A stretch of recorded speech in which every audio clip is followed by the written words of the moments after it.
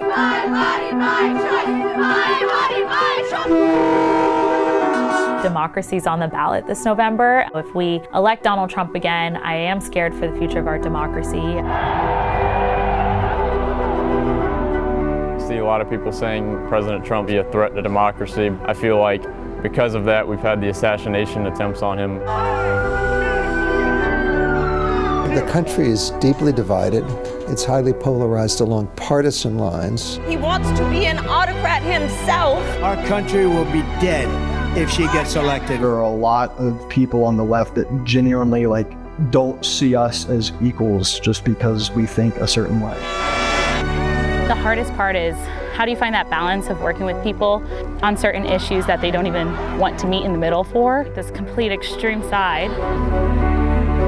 We're also going to stand fast on what we believe in, which is preserving the American heritage and way of life. It's about the future of this country, but it's also about the future of our generation.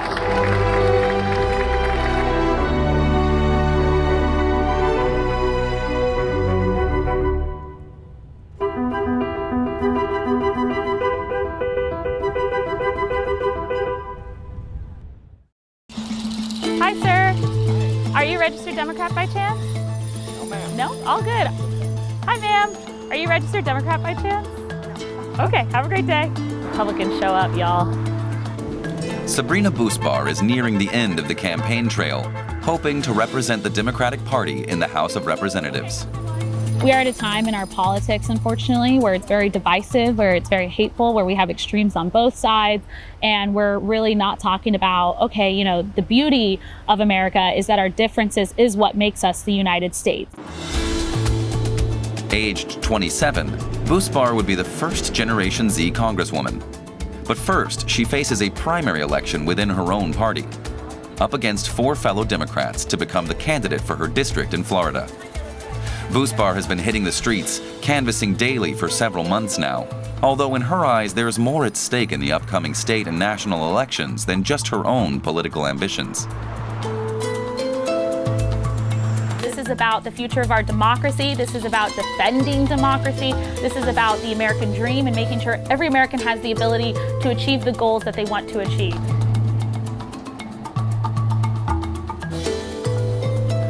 Like her party's presidential candidate Kamala Harris, she was born to immigrant parents.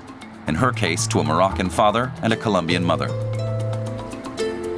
My parents came to this country 34 years ago, and from a young age, they really taught me the beauty of America, you know, the ability to stand up for what you believe in, to show up for your communities, and how it's so important to give back. So I definitely developed that passion of giving back in public service and really found my love for it, and that's why I chose this over money or over power or over whatever it might be. Let's go!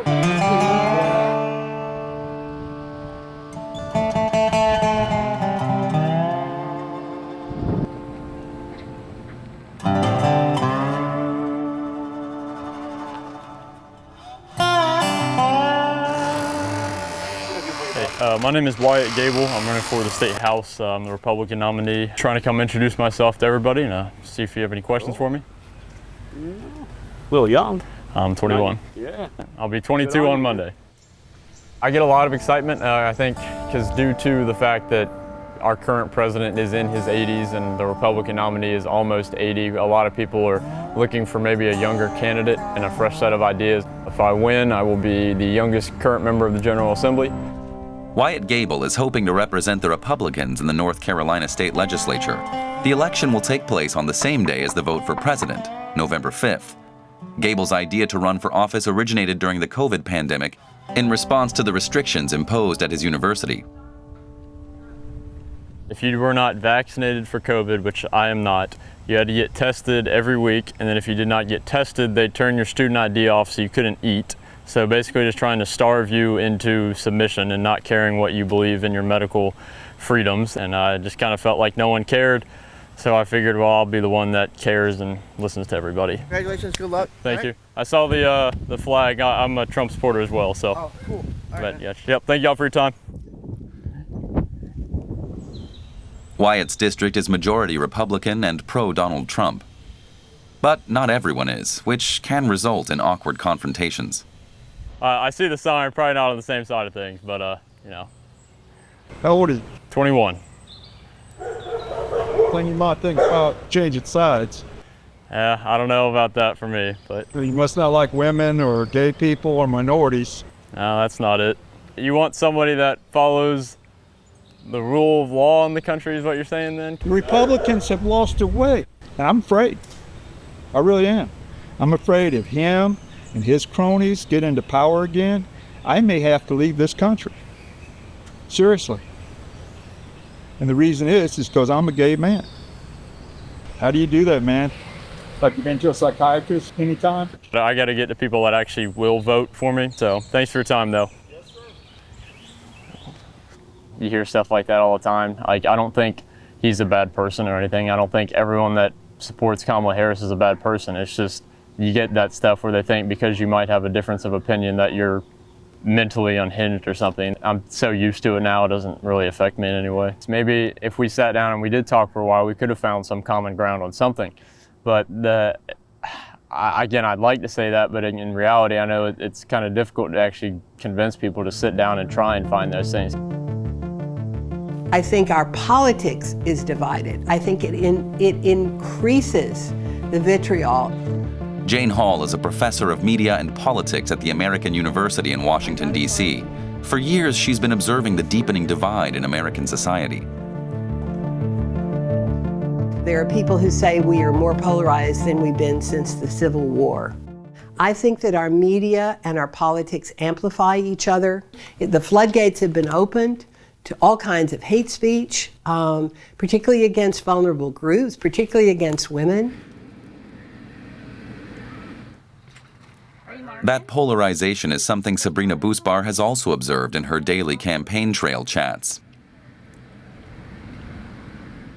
My son is he's a Trumper. Oh, wow. And so it's difficult. He watches Fox News and some of those other, extreme right-wing channels. And my son and I have many heated discussions, and they didn't end well, so we have agreed to not talk about politics, like at Thanksgiving or things like that, just to keep the peace. Bousbar needs to find a way of talking politics with the opposing side, even if that can be a thankless task. Well, the difficulties is like, how do you work with someone who's disrespectful? How do you find that balance of working with people on certain issues that they don't even want to meet in the middle for, or completely believe is like against American values? I mean, that's why I call them extremists, right? Like this complete extreme side, rather than your moderate Republicans who are willing to meet in the middle and bring back respect towards other people. This breakdown in communication on a personal and political level is having dramatic consequences. It means deadlock, division, and it means that now we're questioning the basic norms of electoral democracy. At the renowned Stanford University in Northern California, James Fishkin has been examining the causes of this polarization and its impact on both the political landscape and society in general. And he's observed a growing departure from traditional democratic principles. If my team doesn't win, maybe we don't play anymore. Maybe we can't accept the outcome. The other team coming to power becomes an existential threat. Is it this perceived threat that makes certain people resort to extreme actions? Wrongfully, you see a lot of people saying President Trump be a threat to democracy, but then I feel like because of that, we've had the assassination attempts on him recently, and I think those kind of things that is, the more and more people say stuff like that from both sides, it kind of makes things heated unnecessarily. And there has been plenty of heated rhetoric from the Republican side, too, including from influential influencers on the conservative right. Among them is Charlie Kirk, founder of Turning Point USA. The youth outreach organization claims to have over 250,000 members and a presence at several thousand high schools and college campuses nationwide, buoyed mainly by annual donations totaling over $80 million. Its founder, Kirk, does not shy from making comments that are not just insightful, but outright racist. If I see a black pilot, I'm going to be like, boy, I hope he's qualified. So white privilege is a myth and a lie and should be completely destroyed. It's rooted in racism. This is about bringing in voters that they want and they like, and honestly, diminishing and decreasing white demographics in America. Wyatt Gable was himself president of his university's Turning Point USA chapter before deciding to run for political office. Turning Point is a nonpartisan nonprofit, has conservative values like capitalism, First Amendment, Second Amendment, God, limited government. So all those things are something I believe in, and it just kind of as a chapter, we have meetings, we talk about current events and things going on in the political world and on campus. So it's a great time and get to meet a lot of like-minded people. Turning Point's advocates are quick to dismiss criticism of their group. We don't encourage hatred of any other groups. We do encourage a lot of diversity within what we do. However, we're also going to stand fast on what we believe in, which is, as I said, preserving the American heritage and way of life. William He is taking the fight to Turning Point USA. As the son of Chinese immigrants, I take personal offense to their hatred for immigrants and their anti-Americanness for what they're trying to push.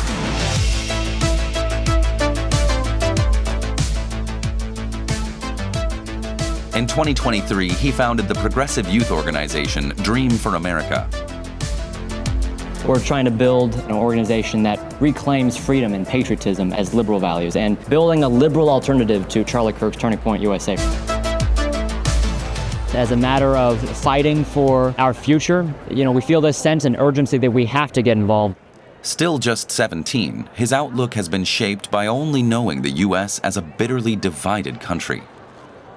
I grew up during the Trump presidency. I have seen and came of age during such a historic and unprecedented time of apathy and disillusionment and anger towards government, towards institutions, towards media, and towards each other.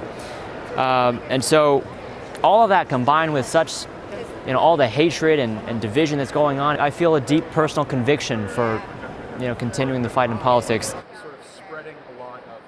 But what's scary about Turning Point USA is actually they have ties to far-right extremism. They have white nationalists speak at their events.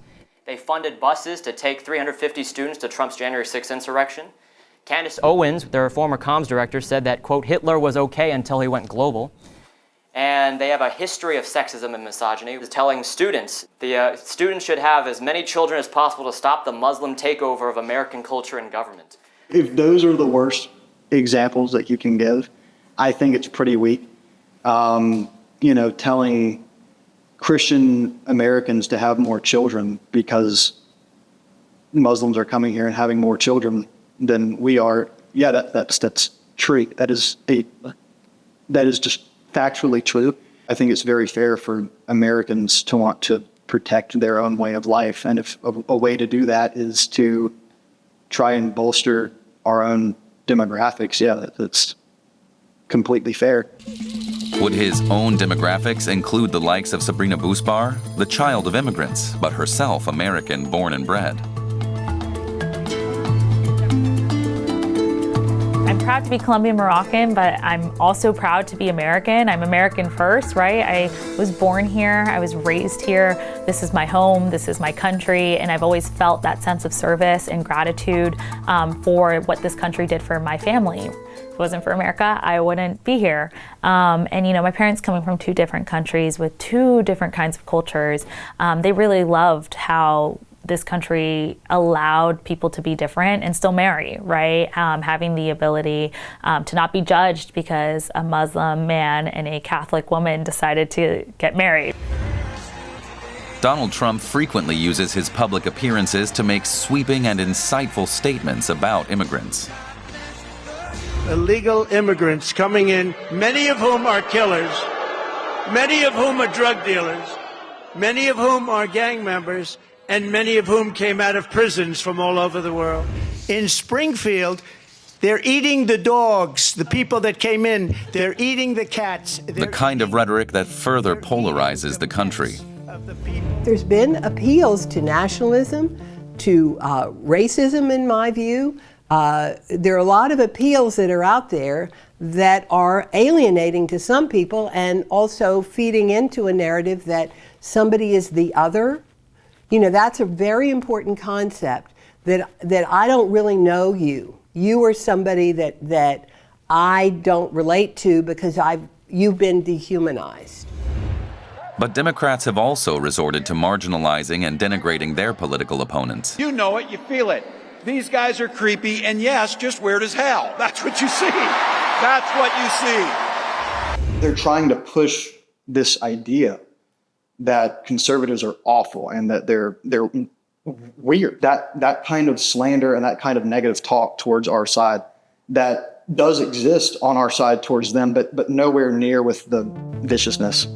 I don't disagree with the criticism of the idea that somebody should be looked down on. Calling them weird, I personally would not have called anybody weird.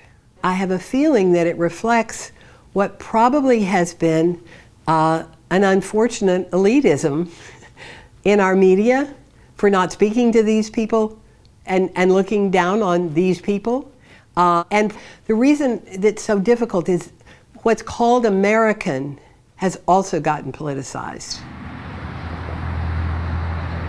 Increasingly, voters from the two sides of the divide are living in different worlds, not just ideologically, but also in geographical terms. Hey, how are you? Fine, how you doing? Some have even moved to a different part of the country for political reasons. Unfortunately, we are out of Trump signs, and we are out of Mark Robinson signs. Really? I came down from Massachusetts. I came from California. I'm a refugee from California. Oh my God, I'm a refugee too. They ruined that state. Massachusetts is so bad. Sanctuary city. Yep. Really, really bad. Very bad. So yeah, this is the best thing I ever did. Hey guys, take care. Coming in there. Oh, you. Thank you. I think the big reason we've gotten to the point is because of social media and things like that, whereas before you'd talk to someone face to face, whereas now you're doing it behind a computer screen where, you know, it's a whole lot more easy to lob insults over a keyboard versus face to face. And I feel like the more people shift online, the worse that's going to get. There used to be more of a shared public sphere where if somebody said something that was false, it was corrected. Or if somebody said something that was obviously misleading, it was corrected. But that's broken down because the other points of view are never heard. The corrections are never heard because everybody's in their own enclave, their own filter bubble, their own source of information. James Fishkin wants to help people with differing political views find more common ground with what he calls deliberative polls. He compares participants' opinions before and after they discuss contentious issues such as immigration and abortion with each other. He conducted one such experiment with young voters in the summer of 2024 with remarkable results. We find that when people deliberate together, they not only come to an informed judgment, but they depolarize. And to my surprise, it's the people with the most extreme opinions who depolarize the most. People say the current divisions are calcified. They're immovable. But they're not calcified because we see that they move. Sabrina Bousbar is hosting a meet and greet event as she tries to reach out to voters in her congressional district. I actually believe in working with everyone, right? What a concept, you know. But I tell everyone, you know, obviously we're going to disagree. There's going to be controversy, and how do we actually go about it? But frank and honest discussions with the other side are in reality rarely easy, even if many wish they were.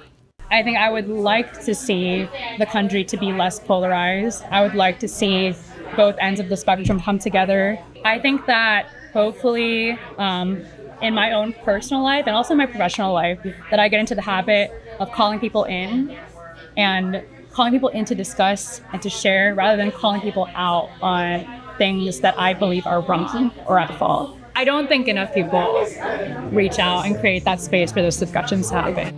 It's possible that young people can help overcome polarization because I don't get the feeling that young people are nearly as polarized, but they are not speaking to each other as much as they should. The Democratic convention is now underway in Chicago, And outside the venue, the party's opponents challenge its supporters.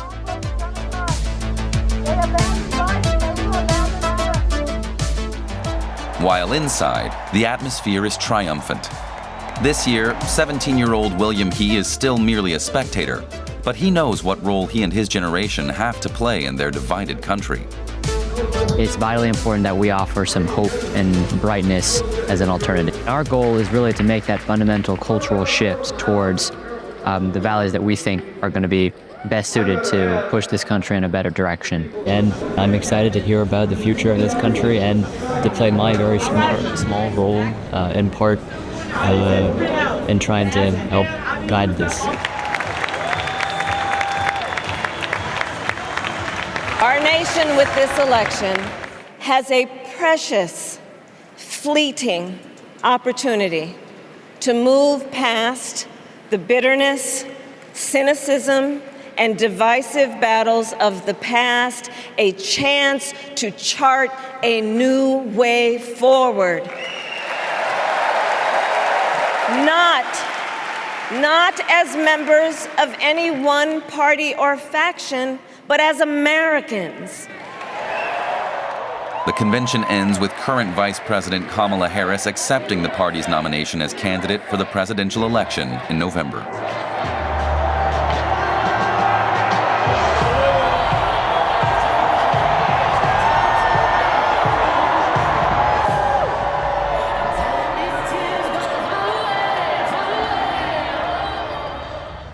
Whether Sabrina Bousbar will have the chance to potentially join the presidential hopeful in Washington will be decided this evening.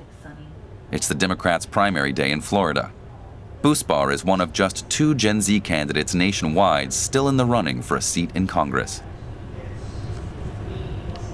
Tonight's, an important election for this race, but also for the future of Gen Z and young people in office. And so we're excited. I do think regardless, no matter what, we've ran such a wonderful campaign that I think we've proven to people, young people do deserve a seat at the table and we should be heard. Bousbar has had the support of her family from day one. Now all they can do is wait nervously for the returns. Over in California, James Fishkin is working on an AI-assisted online platform to facilitate civilized debate, especially between young people of all political stripes. Close to 41 million Gen Zers will be eligible to vote in this year's elections, almost a fifth of them first-timers. My ultimate aspiration is to spread the deliberative process so that more and more people are coming to their considered judgments about what should be done. And if we can get it in the schools, then we can reach millions more people. It really is transformative and would help create a more deliberative society and more respect for the ground rules of electoral democracy.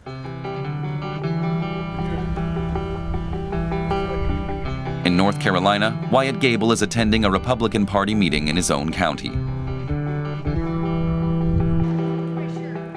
Given the current situation, for many Americans, the idea of engaging with the other side and bridging the gulf between the political parties seems barely feasible. How can they live together again? I don't know that there is a way right now. We've got to have a cleansing, an awakening, and I think we're seeing that. We're seeing a lot of young people that have the right attitude and the right reasoning in what they want, such as Wyatt Gable. That's what we want. We need new leadership. We need new foundation. This young man was raised with strong foundation, and this is what we got to get back to. This is what our nation was founded on.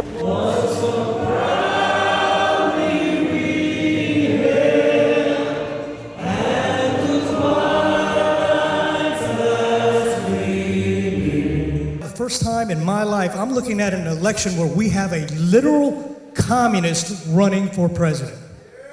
Or those people who are voting for Kamala Harris are voting for a socialist Marxist. The democratic ideology is seeping through our society, and it's pathetic. You have to vote Donald Trump in for president of the United States of America. You have to.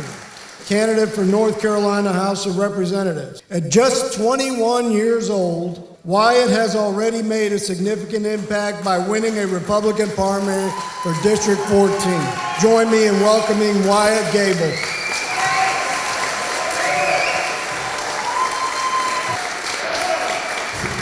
We know around here it's very Republican, but we have to make sure we all get out and vote. We all have to get out and door knock. We all have to get out and phone call. We have to go stand outside the polls on Election Day and early voting. Because if everyone in here goes out and does that, we will win in a landslide.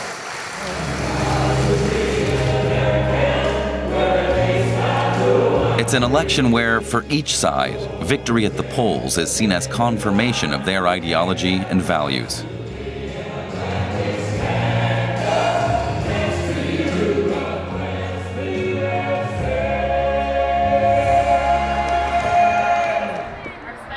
It's the moment of truth for Sabrina Bousbar. Did her commitment translate into enough votes? Will she be the Democrats' candidate for Congress in November? The tension mounts as she and her supporters wait for the results.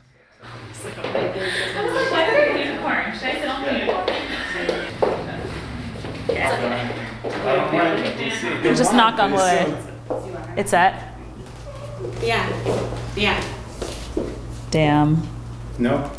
No, we lost. Who's that, Whitney? How many you got? She has 23,746, and we have 6,757. Yeah. Well, that's okay. We're still winners. Second place. Second place. Second place.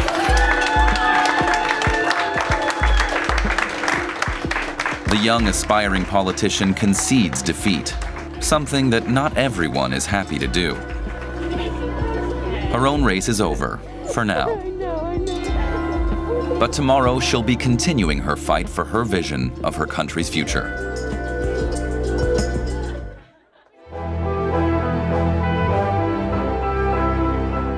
It's about moving towards a vision for this country and a value set that is more hopeful and inclusive. This is not the end. This is just the beginning. We need to take all this energy and get our first Black female president elected. We will have a Republican president, a Republican governor, a Republican council of state, Republican supermajority, and we will be Republican top to bottom. And let's go win big in November. I don't believe we should compromise our values, right? Your values and your beliefs are your values and your beliefs. That's it.